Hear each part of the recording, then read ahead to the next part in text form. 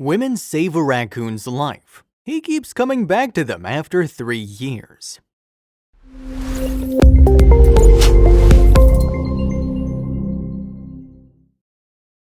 But before we start, please take a moment to give this video a like, subscribe to HappyWorld, and hit the bell so you'll never miss these great stories.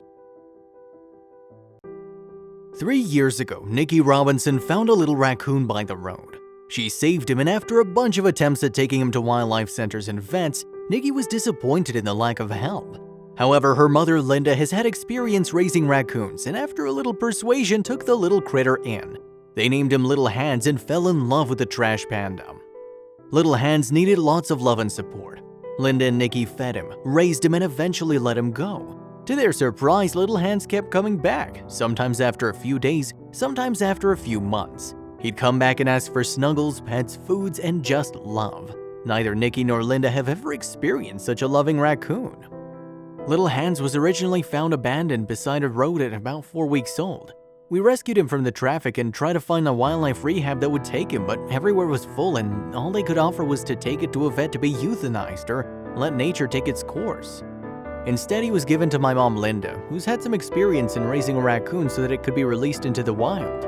2 years earlier, I picked up from a friend another orphan raccoon that was found in a similar situation as Little Hands.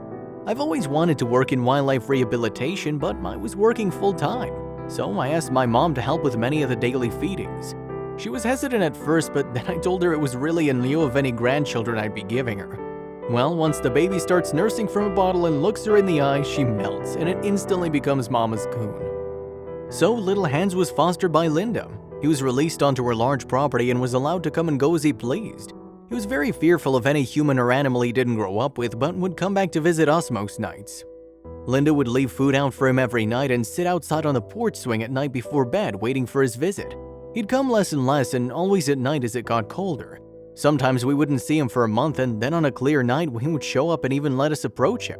But the first thing he'd do, sometimes even before sniffing his food, is he'd climb over to Linda on the swing, sit beside her, and want pats from her. He liked his lower back and chin rubbed the most.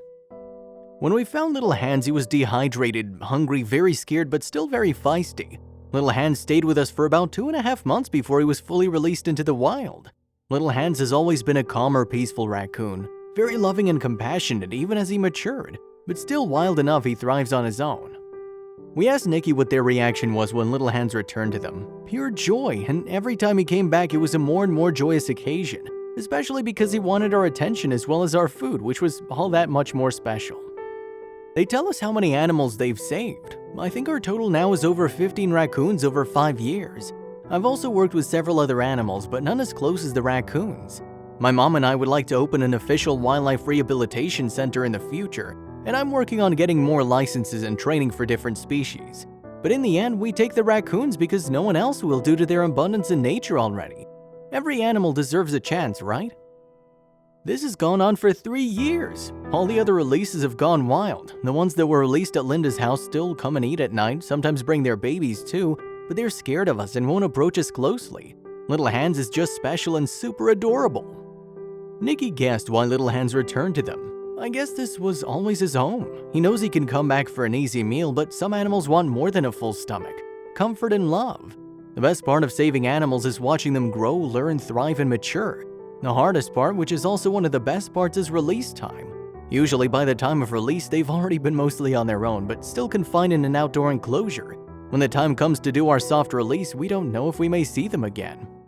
Nikki tells us more about herself. I don't like being in the spotlight myself, but I can say I'm passionate about animals of all kinds. I've been in the vet field for a few years and we're educated in what we do. I've always loved animals, and if I'm not working with or rescuing them, I'm trying to photograph them in the wild. One day I'd love to be able to fund our rescue by selling photography prints since any wildlife rehab is expensive and 100% self-funded. Be smart and safe if you're passionate about wildlife rehab or rescue. We did a lot of research and got licensed to do this where we live. It's different in all states and countries, so please check your laws. This is to protect you and the animal. Be kind. We share the planet with so many creatures that need to be respected. Creatures that we mostly don't understand but are capable of complex social systems and emotions we often think are exclusive to humans.